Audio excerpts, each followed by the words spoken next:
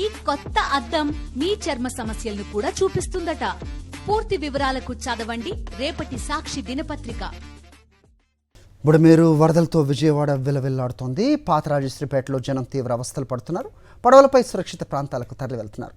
జనం అనేక ఇబ్బందులు పడుతుంటే పట్టించుకునే నాదుడు లేడని స్థానికులు తీవ్ర ఆగ్రహం వ్యక్తం చేస్తున్నారు.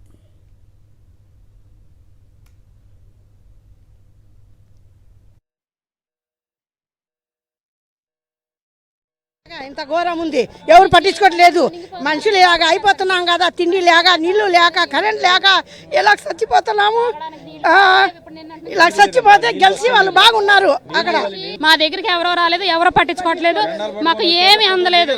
మాకేం కనీసం నడిచి రావడానికి కూడా మునిగిపోతున్నాం. పీకలు ఇక్కడ వరకు వచ్చేసిన నీళ్లు ఆ పరుపుల మీద వాటి మీద వీటి మీద వేసుకొని వస్తున్నాం.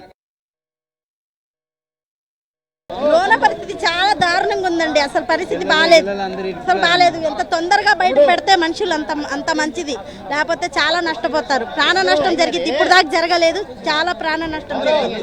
అసలు ఇలాంటి ప్రభుత్వం ఇలాగా ఇచ్చేస్తే ఎలాగా చెప్పండి ఒకసారి. అందరూ ఓట్లు కానీ వచ్చేసి అడుక్కుంటారే, ఇలాంటి సమయాల్లో మంచినీళ్ళు కూడా లేకపోతే ఎలాగండి మాకు? ఇప్పుడు దాకా ప్రాణ నష్టం జరగలేదండి, ఇక అలా వదిలేస్తే ఆకలితో చచ్చిపోతారు. బుడమేరు కట్ట తెగినట్టు కూడా ముందుగా మాకు ఏమైనా ఇన్ఫర్మేషన్ ఇచ్చినా సరే మేము జాగ్రత్త పడేవాళ్ళం. అప్పటికప్పుడు నీళ్ళు వచ్చేస్తే మేము ఎక్కడికి వెళ్ళిపోతాను, ఉన్న ఫలంగా సామాన్లు అన్నీ వదిలేసి వచ్చేసాం. మొత్తం మాకు ఎంత నష్టం అనుకున్నారు? ప్రతి ఇంట్లో కనీసం 5-6 లక్షల రూపాయల సామాన్లు పోయినట్టే కదనా. ఏదైనా సరే మాకు ముందుగా ఇన్ఫర్మేషన్ అనేది చెప్పాలన్నా, అలర్ట్ చేయాలి. ఏది ఒక అనౌన్స్మెంట్ లేదు, ఏమీ లేదు. ఉన్న ఫలంగా కట్టుబట్టలతో వస్తాం, ఒంటి మీద జత బట్టలతో వస్తాం. మాకేంటంటే దీనికి సొల్యూషన్ కావాలి. చాలా చిన్నపిల్లలు ఉన్నారన్నా, నెలల పిల్లలు ఉన్నారన్న లోపల. అసలు వైపు పడవేయాలి, అట్లా వెళ్ళిన వైపే వెళ్తుంది. ఎవరు పట్టించుకుంటున్నారు? ఏదో వాళ్ళు పబ్లిసిటీ కోసం వస్తున్నారు, ఫోటోలు తీసుకొని వెళ్ళిపోతున్నారు చిన్న బ్యానర్లు పట్టుకొని. నిన్నటి నుంచి కరెంట్ లేదు, మంచినీళ్ళు కూడా లేక చిన్న పిల్లలు అల్లాడిపోతున్నారు. అక్కడ దాకా వెళ్తున్నారంటే కానీ కొన్ని బ్లాక్స్ ప్రైవేట్ గా పెట్టి తీసుకెళ్లే వాళ్ళు ఉన్నారు, కానీ గవర్నమెంట్ పంపించింది ఏ బోర్డు కూడా అక్కడ దాకా కూడా వెళ్ళట్లేదు.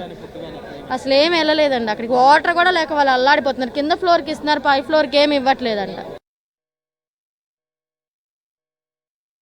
ముగ్గురు పిల్లలు, మా అమ్మాయి అందులోన ఇరుక్కుపోయిందండి, రావట్లేదండి. నిన్నటి నుంచి బాధపడుతున్నా, ఎవరు పట్టించుకోవట్లేదు పిల్లలకి. పిల్లలు అల్లాడిపోతున్నారు, కూడుకుమ్మో ఏమి లేదండి. పిల్లలు బాగా అల్లాడిపోతారు, తీసుకొచ్చిరండి, మీకు దండం పెడతామండి. మా పిల్లలు సురక్షితంగా చేర్పించండి, కొంచెం తీసుకొచ్చేయండి. ఎవరికి వాళ్ళే తీసుకుని వెళ్ళిపోతున్నారండి, పిల్లలు రావట్లేదండి. చిన్న పిల్లలండి, 7 ఏళ్ళు 6 ఏళ్ళు 5 ఏళ్ళు పిల్లలు ఉన్నారండి. భోజనాల సంగతి తర్వాత అండి, ప్రాణాలు దక్కించుకుంటే చాలండి. మా పిల్లలకి ముందు మా పిల్లలు కావాలండి. మా పిల్లల కోసం కొంచెం చూడండి, మీకు దండం పెడతామండి. మా పరిస్థితి చాలా ఘోరంగా ఉందండి. తాడే నీళ్ళు లేవు, ఎంత లేదు, ఏం లేదు. పరిస్థితి చాలా ఘోరంగా ఉంది. కనీసం నాటుపడవ ఎన్డీఆర్ఎఫ్ కానీ స్టేట్ గవర్నమెంట్ డిజాస్టర్ మేనేజ్మెంట్ కానీ మరి రెస్పాండ్ లేదు. చాలా ఇబ్బందిగా ఉంది పరిస్థితి. చాలామంది పిల్లలు 2 అంతస్తులు 3 అంతస్తులు ఉన్నారు, కానీ తినడానికి తిండి లేదు, వాడుకోవడానికి నీళ్ళు లేవు, తాగటానికి నీళ్ళు లేవు. ఎట్లా ఉండాలి చెప్పండి?